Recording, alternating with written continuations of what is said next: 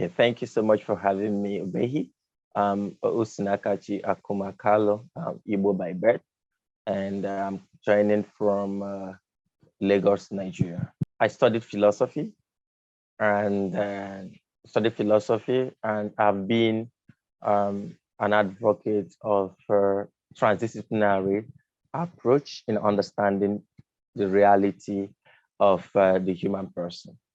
So I think that a single-based approach will make it difficult for us to understand the relationship between um, life and other things that there is in human existence. So as a result, I started talking about transdisciplinary approach. But when you look at the evolution of the human person, you see how reality is moving towards singularity. So as a result, I started talking about singularity, and we have that better off explained in the fourth industrial revolution. But for me, when you look at my background in philosophy, you will see that I majored in Fearism. So I believe that life, as the Shuba said, is conducted, directed, and controlled by fear. So it becomes a meeting point for me to take off in advocating for transdisciplinary approach in understanding reality. All right, now let's take one step back because here we really deep down into the person that we are talking with, so at least we know you personally and also maybe some of the things responsible for why you do what you do. In your childhood, where were you born and what were the reality around you that sort of form your identity, who you are in relation to what you do? Please help me with that. Okay. uh, I'm born.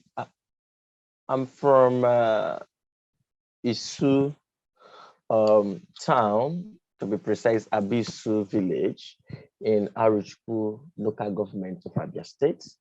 And of course, I was born into the family of Mr. and Mrs. Philip K. Akuma, and my dad, a farmer, my mom, um, a primary school teacher then.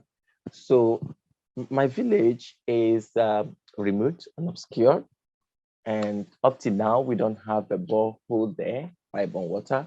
We don't have electricity came to my place in 2012, to be precise. When you look at this, you will see how twice removed from reality the place is. So virtually everybody there lives below average as a result of everyone focusing on subsistence agriculture.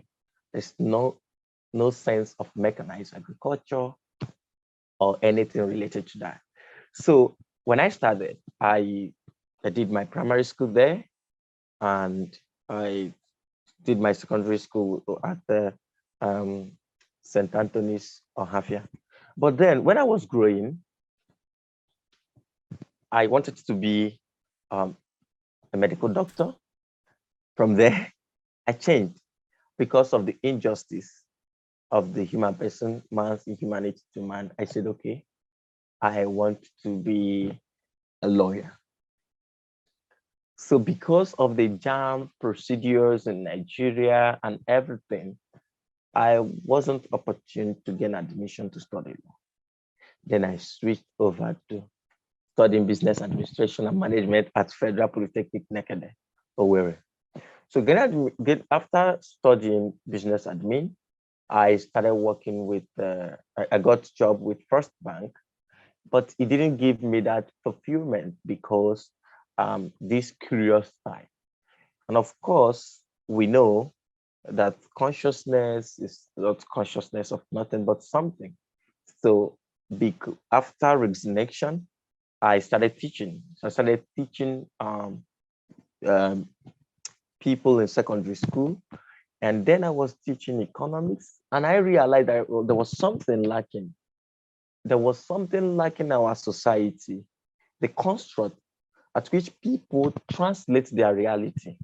And how people define reality determines how they translate their reality. And this definition of reality is a product of their immediate environment. You see that the perception of people about their environment determines how far they will go.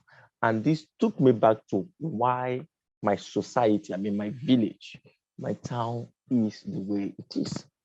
And I said, this might not be only my town. It might be happening, could be something that is affecting the human person. So I started making research and all that. I found myself studying philosophy. So I have my BA and BE in philosophy. And after reading the works of so many philosophers, I came down to contemporary philosophers.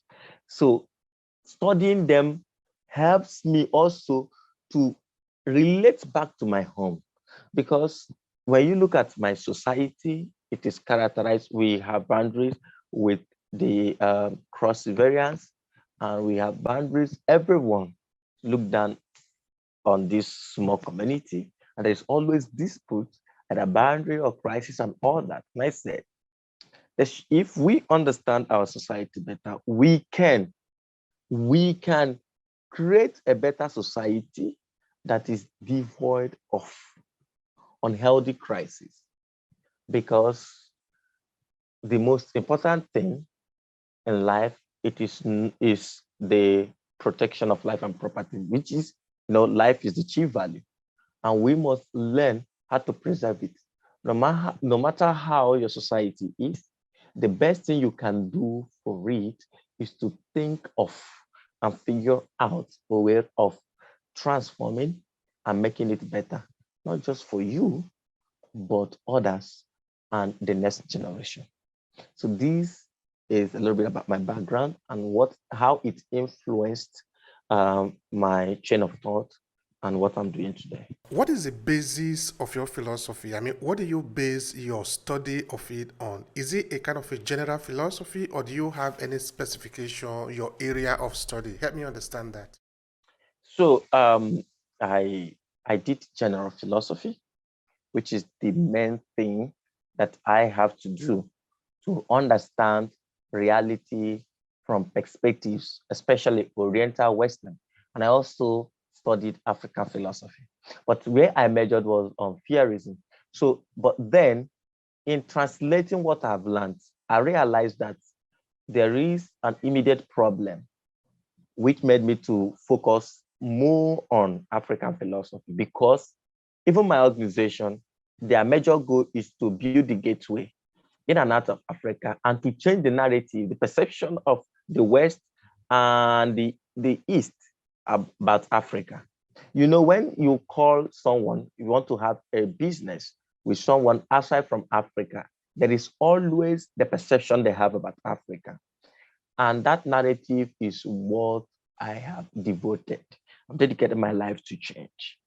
So you can feel free we can feel free to discuss about African philosophy, the question of identity, perception, and how people label Africa. All right. Now, let's look at African philosophy. What does it even mean, African philosophy? Help me, give me a background of it.